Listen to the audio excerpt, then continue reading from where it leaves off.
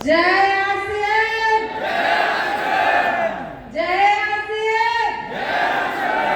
कैसे हैं आप सब लोग? झकास, बिंदास, मजा आ रहा है? तो पूरा बोलो, झकास, बिंदास, वेरी गुड। जय आसिफ। नमस्कार, मेरा नाम अंजलि कोठारी है। आप में से कुछ लोग शायद मेरे बारे में जानते होंगे। मैं इंडिया के सबसे most demanded leader in RCM mister Mukesh ji Kothari उनकी पुत्री हूँ। मुकेश जी कोठारी की डॉटर हूँ। मुकेश जी कोठारी की स्टोरी सबको पता है, कैसे वो आरसीएम में आए, कैसे क्या हुआ, बट शायद अंजलि कोठारी की स्टोरी ज्यादा लोगों को पता नहीं है। और मैं ये दावे के साथ यहाँ पे खड़ी होकर कह सकती हूँ कि मेरी स्टोरी आप लोगों की स्टोरी से डिफरेंट नहीं है। मेरी स्टोरी अगर आपको मैं सुनाने लगूंगी, जैसे जैसे सुनाऊंगी तो आपको पता चल जाएगा कि मेरी स्टोरी भी वही है जो आप सब लोगों की। और वो ये स्टोरी मैं आज आपको मेरी प्रेजेंटेशन के थ्रू लेके जाना चाहती हूँ, और वो है जॉब वर्सेस जय आरसीएम। जोश अभी से ही फीका हो। देखिए, अभी पीसी सर आए थे, उन्होंने बहुत सारी बातें की, और उनमें से एक जो मैंने की टेक अवे किया ना, वो ये था कि मैं बात हमेशा यहाँ से करूंगी, यहाँ से। क्या बात है? क्योंकि मैंने जिया है ये, मैंने जिया है।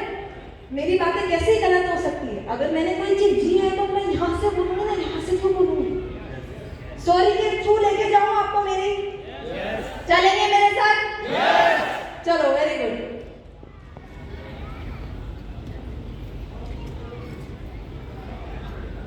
आरसीएम ने मुझे क्या नहीं दिया। मेरे पापा एक साधारण सी नौकरी करते थे।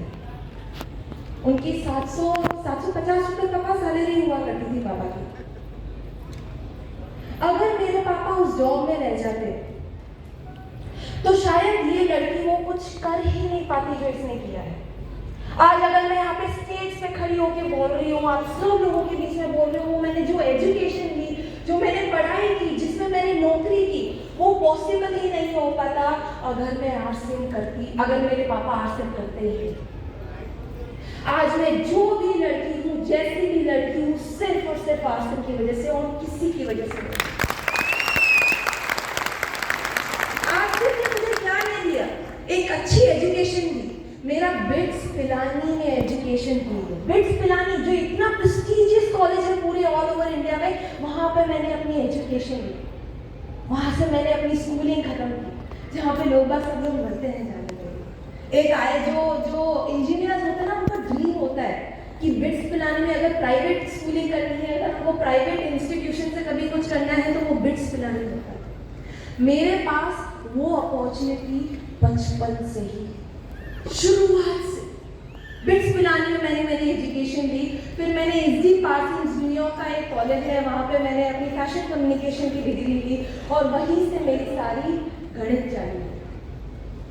मैं पापा से रोज है ना क्या क्वेश्चन आंसर्स पूछती रहती थी कि पापा यार देखो, मेरे दिमाग में अभी तक तो ऐसा कुछ था नहीं कि मुझे आरसीएम करना है। मेरे दिमाग में तो हमेशा से यही था कि मेरे पापा को मिल गया जो होने चाहिए था, और मुझे वही करना है जो मुझे अच्छा लगता। और आरसीएम दूर दूर तक नहीं था मेरे पास, क्योंकि इस आरसीएम से मुझे नफरत थी। उस आरसीएम के लोग, मजाक की बात है, पर आरसीएम के लोग मेरा दिमाग खराब कर देते थे उस समय। एक नंबर का दिमाग खराब कर देते थे। मेरे पापा भी कुछ कम नहीं थे। मेरे पापा सच्ची में कुछ कम नहीं थे। एक बार मैं मेरे पापा के लिए शिमला से पेन लेके आई थी, वो पेन पापा ने फेंक दिया। मैं तो गिफ्ट लेके आई और मेरे पापा ने वो पेन ही फेंक दिया, बोला ये आरसीएम का नहीं, मैं यूज नहीं करूंगा। मेरा ऐसा दिमाग खराब हुआ, मैंने बोला इस आरसीएम के पीछे तो सारा लग गई। मैं कभी जिंदगी में कुछ भी कर लूंगी पर आरसीएम नहीं करूंगी। तो मैंने भी वही बात सेलेक्ट किया जो सब लोग सेलेक्ट करते हैं। वो क्या होता है, जब आपको पता नहीं होता है आप किस चीज में अच्छे हो, तो आप लोग है ना पढ़ाई करते हो, बहुत सारी चीज़ों की पढ़ाई करते हो, उसके अंदर डिग्री लेते हो और तब जाके उसके अंदर आप नौकरी करते हो, राइट? सब लोगों के साथ यही होता है? मेरे साथ भी यही हुआ। मुझे हमेशा तो लगता था मैं फैशन में अच्छी हूँ, इसलिए मैंने फैशन कम्युनिकेशन की डिग्री ली और मैंने फैशन में नौकरी की। और मैंने किसमें नौकरी की? बॉलीवुड। किसमें नौकरी की? अच्छा नहीं लग रहा क्या सुन के? शिल्पा शेट्टी अगर यहाँ पे हाथ पकड़ के बैठ जाए तो अच्छा लगेगा कि नहीं लगेगा? लगेगा ना? अगर अनिल कपूर आपको चाय पे बुला ले उसके घर पे तो आपको अच्छा लगेगा कि नहीं लगेगा? नहीं लगेगा यार, लगेगा कि नहीं लगेगा? लगेगा ही। मेरी नौकरी का पहला दिन मुझे अनिल कपूर के घर पे अकेले भेज दिया था चाय पीने के लिए, और मेरी एज क्या थी? 22 साल की लड़की। मैं बॉलीवुड में नौकरी करती थी। मुझे पता है जो नौकरी मैं करती हूँ ना, जो नौकरी मैं करती थी वो बहुत सारे लोगों का ड्रीम होता है। बहुत सारे लोगों को अच्छा लगता है सेलिब्रिटी के साथ बैठना, खाना, जगह जगह पे जाना, रेस्टोरेंट्स पे जाना, वो मेरी लाइफस्टाइल थी। मुझे शुरुआत में तो इतना मजा आ रहा था मेरे काम में, इतना मजा आ रहा था, मुझे लग रहा था कि मेरे पापा को मिल गया, मेरे लिए यही है जिसमें मैं आगे बढ़ूं, मेरे लिए यही है। क्योंकि वो फेम, जो फेम की भूख होती है ना, वो मेरे को दिख गई थी, जो चमक होती है ना बॉलीवुड की, वो मेरे को दिख गई थी। मैंने बोला कि आज सब कुछ गया भाड़ में, अब तो बॉलीवुड में ही आगे बढ़े। मुझे पता है बहुत सी लड़कियों का ड्रीम होता है, बहुत से बच्चों का ड्रीम होता है, वाकई सुनना उससे, बट मैं इसको बहुत ज्यादा लाइटली ले चुकी थी। धीरे धीरे मैं अपने काम में इतनी अच्छी होती गई कि मेरी बॉस ने मेरे ऊपर बहुत ज्यादा प्रेशर डालना चालू कर दिया, बहुत ज्यादा प्रेशर डालना चालू कर दिया। मुझे समझ में नहीं आ रहा था कि मैं क्या कर रही हूँ। नेक्स्ट स्लाइड है ना। मुझे समझ में नहीं आ रहा था कि मेरी बॉस मुझसे चाहती क्या है, क्या चाहती है मेरे से। मेरे को रुला के रख देती थी। प्रियंका चोपड़ा का नाम सुना है आप लोगों ने? सब लोगों ने सुना है प्रियंका चोपड़ा का नाम? पीछे वालों ने सुना है ना? प्रियंका चोपड़ा मेरी खुद की पर्सनल, मैं उसकी पीआर मैनेजर हुआ करती थी। प्रियंका चोपड़ा यूजुअली अमेरिका में रहती है, बट वो इंडिया आई थी। आज के 1 साल पहले प्रियंका चोपड़ा इंडिया आई थी और उसका मैं पूरा ना अकाउंट मैनेज कर रही थी। प्रियंका चोपड़ा की पब्लिसिटी कर रही थी। प्रियंका चोपड़ा का एक बहुत बड़ा इवेंट होने वाला था। मेरी बॉस भी मेरे साथ बैठी हुई थी उस इवेंट में, और वो आई, उस इवेंट में आई, और प्रियंका चोपड़ा को क्या, मैंने पूरी स्क्रिप्ट दी थी। मैंने प्रियंका चोपड़ा को पूरी स्क्रिप्ट दी थी कि मैडम आपको ऐसा बोलना है, ऐसा नहीं बोलना है। अगर आपने हर कुछ बोल दिया तो आपके जो पत्रकार होते हैं ना, हर कुछ ही लिख देंगे, तो आपको यही बोलना है। रीजनेबल? मैंने मेरा काम कर दिया। अब क्या ये मेरे हाथ में है कि प्रियंका चोपड़ा जो स्टेज पे आके बोल देती है, अगर कुछ गलत बोल देती है, वो मेरी गड़बड़ है? मैंने तो कुछ गड़बड़ नहीं की। उस दिन मेरे साथ कुछ ऐसा ही हुआ। प्रियंका चोपड़ा स्टेज पे आई, हालांकि मैंने उसको सब कुछ बता दिया, पर उसने बोलते बोलते कुछ ऐसा बोल दिया जो उसको नहीं बोलना चाहिए था। मेरी बॉस सबके सामने उसी तरफ टर्न होके मेरे ऊपर चिल्लाने लगे कि कैसी लड़की है, तेरा क्या दिमाग नहीं है? मैंने तेरे को बताया था कि कुछ भी इसको ऐसा नहीं बुलवाना है जो कंट्रोवर्शियल बन जाए। तो उसने ऐसा कैसा बोल दिया?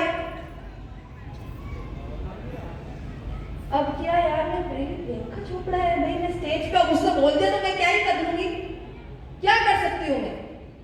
उस दिन जो मेरी मिस्टेक भी नहीं थी, उसके ऊपर मेरी बॉस ने मुझे इतना रुलाया, मेरा दिमाग खराब हो गया। मैंने उस दिन डिसाइड किया, या फिर उस दिन मेरे को थोड़ी सी समझ आई थी कि शायद मेरे पापा जो काम करते हैं वो मेरे से तो अच्छा है।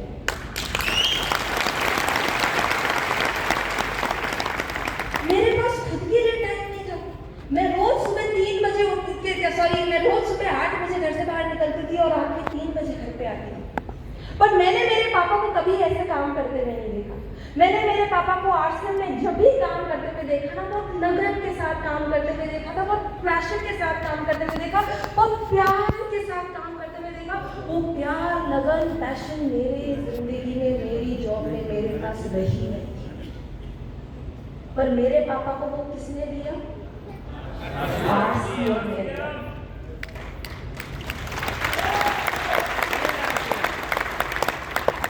यहाँ पे मैंने रोती की शक्ल डाली है और ये एक्चुअली में मेरी रोती की शक्ल थी। अगर आप देखेंगे हुमा कुरैशी के पीछे मैं एक्चुअली में रोई रही थी क्योंकि मेरी बॉस ने मुझे डांट दिया था। और मेरे को उसी रात मेरी बॉस ने एक ईमेल भेजा था, ये जो व्हाट्सएप मैसेज है ना, ये भेजा था कि जैसे जैसे आप अपनी जॉब में सीनियर होते जाएंगे वैसे वैसे आपको और टाइम देना पड़ेगा। मेरे पास पहले ही मेरे लिए खुद के लिए टाइम नहीं था। मेरे पास खुद के लिए पहले ही टाइम नहीं था। मुझे समझ में नहीं आ रहा था अगर मेरी बॉस मेरे से और ज़्यादा टाइम मांग रही है तो क्या मांग रही है। मैंने तो मेरा सब कुछ पहले ही दे दिया इस जॉब को, अब क्या दूं इस जॉब को, अब और क्या। तब मुझे एक बात याद आई, बताऊं वो बात? मुकेश कोठारी की डॉटर हूं, मैं डरती हूँ आप लोगों से। पूछोगे तो बता दूंगी। सब लोग पूछो। पापा कैसे पूछवाते हैं आप लोगों से? कैसे पूछवाते हैं? कैसे पूछवाते? ढंग से ऐसे ऐसे हाथ ऐसे करो, हाथ ऐसे करो और पूछो। बताओ बताओ बताओ बताओ। बताती हूँ, अब जाके रिक्वेस्ट किया बताती हूँ आपको। एक बार सुबह सुबह क्या हुआ, मैं मेरी मम्मी पापा के साथ एक बार चाय पे बैठी थी और ये मेरी जॉब सेलेक्ट करने से पहले की बात है। जॉब सेलेक्ट करने से पहले मैं एक बार मम्मी पापा के साथ चाय पे बैठी हुई थी और मैंने चाय पे मेरे मम्मी पापा से पूछा, पापा एक अच्छी नौकरी होती कैसी है, एक अच्छी नौकरी में क्या करना चाहिए और एक अच्छा एम्प्लॉय कैसा होता है, मेरे को बताओ, मेरे को पॉइंटर्स दो, मुझे बताओ क्योंकि मैं एक नौकरी सेलेक्ट करने वाली हूँ। उस दिन मेरे को मेरे पापा ने बोला कि बेटा तू 2 साल नौकरी करके तो देख, देखो पता चल जाएगा कि तेरे काम में और मेरे काम में डिफरेंस क्या है। और आप मानेंगे नहीं, जिसको पापा ने 2 साल दिए थे ना, वो 1.5 इयर्स में लड़की डिसीजन बना ली आरसन करने का। क्योंकि मुझे समझ में आ गया कि अगर जिंदगी में कुछ करना है, अगर ऐसी लाइफस्टाइल जीनी है तो सिर्फ और सिर्फ आरसन करना और कुछ नहीं करना।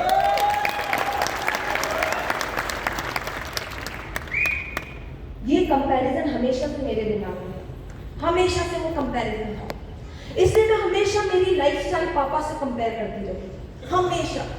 अगर आप नेक्स्ट स्लाइड देखेंगे तो मैंने लिखा है मेरी जॉब ने मुझे क्या नहीं दिया, मेरी जॉब ने मुझे क्या नहीं दिया। मेरी जॉब ने मुझे टाइम नहीं दिया, मेरी जॉब ने मुझे सिक्योरिटी नहीं दी, मेरी जॉब ने मुझे रिस्पेक्ट नहीं दी और मेरी जॉब ने मुझे स्किल नहीं दी। बट मेरे पापा को आरसीएम ने क्या दिया? मेरे पापा को आप लोगों ने वो टाइम दिया, वो सिक्योरिटी दी, वो स्किल दी और वो रिस्पेक्ट दी जिसकी मैं भूखी थी। मेरी नौकरी से एकदम ऑपोजिट। जो एक इंसान को चाहिए एक जॉब में, जो एक इंसान को फ्यूचर में चाहिए, वो मेरे पास था ही नहीं, मेरे पापा के पास था। जॉब में था ही नहीं, सिर्फ और सिर्फ आरसीएम में था। जब ये डिफरेंशिएटर फैक्टर मैंने देखा ना, मैंने डिसाइड कर लिया कि अब तो भैया पक्का है, कुछ करो या नहीं करो, आरसीएम तो करना है। टाइम का तो मैंने जैसे आपको बता ही दिया कि टाइम नहीं रहता, बॉस के हिसाब से चलना रहता है ना। कल दुर्गेश जी अंकल, मेरी क्या बहन नौकरी करती है, तो कल दुर्गेश सर मेरे को खुद ही बोल रहे थे कि देखो भाई जब जॉब पे होते हो तो दूसरों के टाइम के से अकॉर्डिंग खाना पड़ता है। अपन लोग आरसीएम के लोग हैं, अपन लोग अपने टाइम के अकॉर्डिंग खाते हैं। तो ये टाइम तो जैसे मैंने आपको बता ही दिया, टाइम फैक्टर हम सब लोगों को पता है कि जॉब पे किसी के पास किसी के लिए टाइम नहीं रहता। बट सिक्योरिटी, आप लोगों को मजा तो है ना? जय आरसीएम, जय आरसीएम। जोश फीका तो नहीं पड़ गया? जो अभी देखो आपको नारे लगवाने बाद में, तो थोड़े आप रेडी हो जाओ, अभी से थोड़ा है ना चार्ज रखो। जय आरसीएम। सिक्योरिटी की मैं बात कर रही हूँ। आप माने या नहीं माने, टाइम तो मैंने जैसे आपको बता ही दिया कि मेरे पापा के और मेरे काम के बीच में जो लगन, पैशन व सिक्योरिटी जो भी बात थी वो तो अलग एक फैक्टर था। पर ये जो सिक्योरिटी है ना, ये आज सबसे बड़ा फैक्टर है जो एक यंगस्टर को मोटिवेट करता है कुछ छोड़ के और कुछ पकड़ने। सिक्योरिटी कैसे? एक तो मैंने दो तरीके से मैंने सिक्योरिटी देखी आरसे में। एक चीज की सिक्योरिटी की बात में मेरी जॉब मेरे को ऐसा मेरी बॉस मेरे को ऐसा बोलती थी, मैं तेरे को निकाल दूंगी। तो बार में हर एम्प्लॉई का यही होता है, कुछ भी गलत करो बार बॉस खड़ूस बॉस है आके बोलता रहता है, अरे मैं तो को निकाल दूंगा। तो सिक्योरिटी तो पहले ही नहीं। पर दूसरी तरीके से सिक्योरिटी ये है कि मैंने ये रियलाइज कर लिया था कि धीरे धीरे मेरा सारा काम फ्यूचरिस्टिक नहीं रहेगा। धीरे धीरे मैं जो कई काम करती हूँ वो धीरे धीरे कंप्यूटर भी करने लगेगा और वही फ्यूचर है, वही फ्यूचर होने वाला है। मैंने मेरी जॉब में जब ये रियलाइज किया ना, मेरे को क्या कॉपी राइटिंग करनी पड़ती थी, स्क्रिप्ट राइटिंग करनी पड़ती थी। मेरी लाइफ में एक सॉफ्टवेयर आया, एआई सॉफ्टवेयर आया जिसका नाम था चैट जीपीटी। चैट जीपीटी जब मेरी लाइफ में आया ना, उसने पूरी दुनिया ही बदल दी मेरी। जो मेरा आधे घंटे का काम हुआ करता था वो 5 मिनट का काम कर दिया था वो सॉफ्टवेयर ने। उस दिन मेरे को रियलाइज हो गया कि मेरी नौकरी का अभी तो थोड़ा सा पार्ट है जो एक कंप्यूटर कर सकता है। धीरे धीरे मेरी सारी नौकरी कब एक कंप्यूटर करने लग जाएगा मुझे पता भी नहीं चलेगा। और आप सब लोगों के साथ यही होने वाला है। बजाओ मेरी ताली।